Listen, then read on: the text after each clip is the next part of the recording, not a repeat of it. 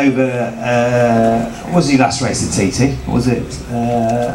I did the Southern after, and Southern, then Cork, that was called off. Pretty much the Northwest was disappointing for everybody this year, you know, just with the way the weather turned out, unfortunately. But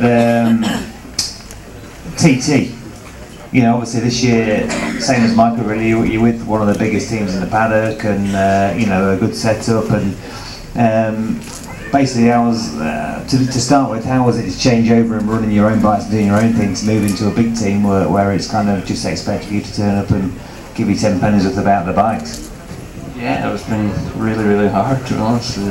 I'm not used to, you know, telling well, not really even telling them. They just look at the laptop and away you go. But that's why I struggle with the BSV thing, just letting other people do it. So it was hard to let the trust thing, and I didn't know Pete Jennings at all before, so it took quite a long time when you're looking at the Northwest, you know, to sort of use its track time to get to the TT, so that was kind of hard. But then by the time we end the race week, and, you know, they all are clever lads, you know, it was just hard to let go, but it's been good, and I think it'll be a benefit, you know, in years to come, you know. And you know, long term, are you just on a 1-year deal, or are you staying there for 2 years? They're talking in the future, or is it just for this year? The deal was for 1 year, but Sean's really keen to try and get someone before the Ulster. Don't know why that is, whether it's money of someone or something, I don't know. But yeah, it was really good TT considering all the problems we'd had. So you know, I think he was surprised a bit. He was expecting Conor to sort of show us up in the Superbike. So now he's keen, and you know, and then obviously Hutchie's looking to come back, so he's looking for one rider anyway at the minute it's me. As far as that goes, with the Hutchie thing, is that looking positive for next year? Well, Hutchie was saying yes, and obviously yes, going to anyway, because he's looking to ride, but again, Sean doesn't seem to think so, he doesn't know, so, but there seems to be a tie in there, he seems to be keen on Ian, and I suppose with the 5 TT wins, it's good publicity as well, so I think he had a go at it. I think he seems strong enough in his mind, you know, but another thing actually doing it. Yeah, I think that's obviously what's driven him on, and you know, the will to get over his injuries, and has certainly helped him with the insight of racing again in the future. I'm not sure if it's a good idea, but maybe I'm just getting a bit old now. But you know, it's a tough call to make, obviously, but you know, without doubt, he's still a young lad, and if he can get fit enough, he's going to be, you know, fast when he gets back. As far as the TT is concerned, you know, you said yourself he was on the best 600, not by a long way. You know, Michael had a very good 600, obviously, as did many other guys. The Padgett's bikes have obviously proven things, but you know, was you a little bit disappointed with the Supersport, or was? I didn't. Right, let's start again. I did it down to win it. Why didn't you?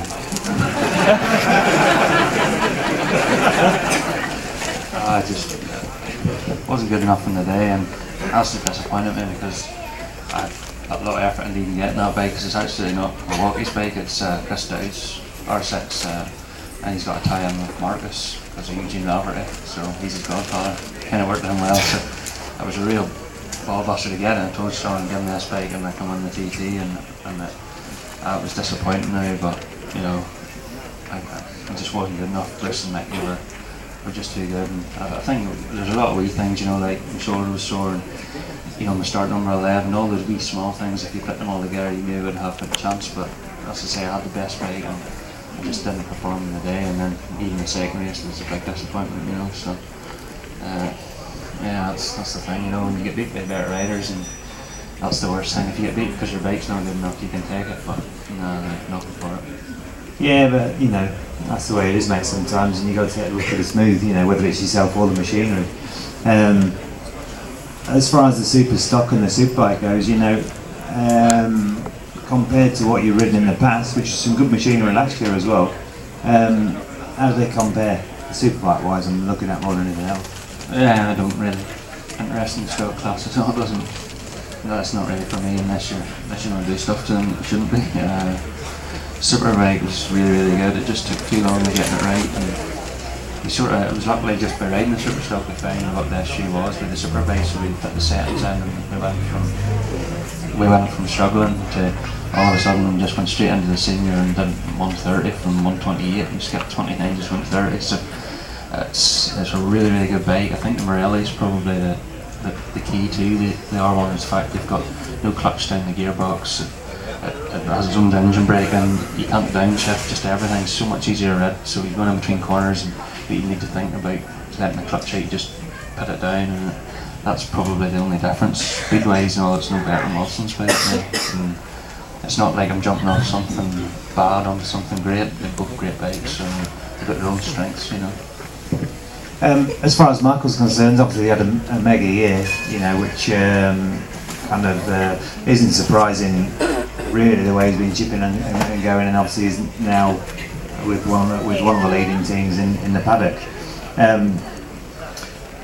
He's doing some more mileage now, being involved with the endurance side of things. Do you think that's helped? And do you think you would gain from maybe doing some in the British Championship or something along the same lines? Yeah, I think he went straight to North West and the first night of practice and seeing what he did, you know.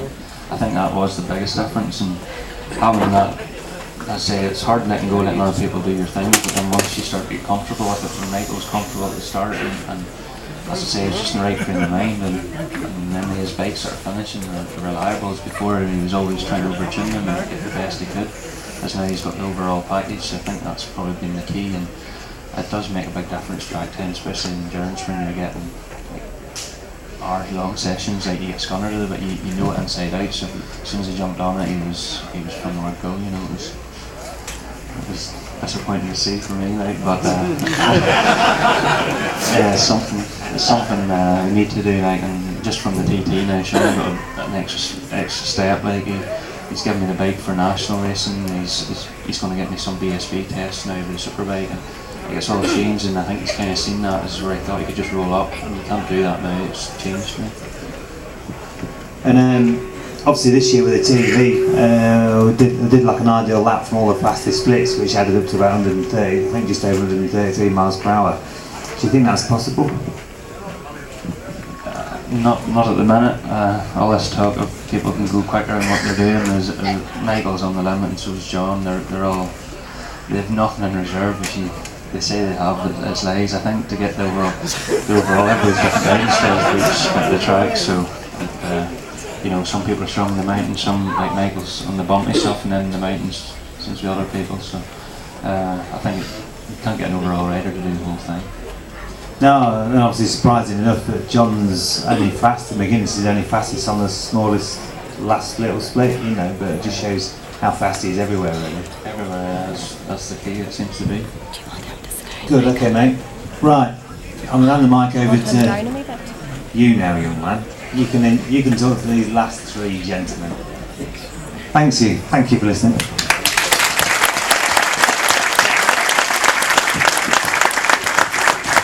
Well, if you've been enjoying yourselves up